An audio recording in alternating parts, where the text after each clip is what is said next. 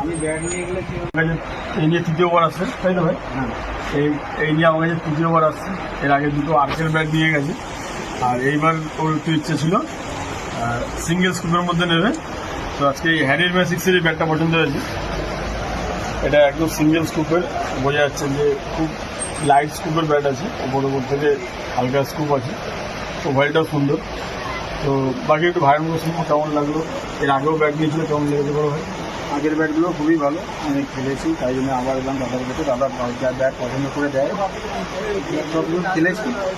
ওরকম ব্যাট আমি কোথাও পাই না, মনের মতো ব্যাট আমি দাদার কাছে পাই বলে আমি আসছি।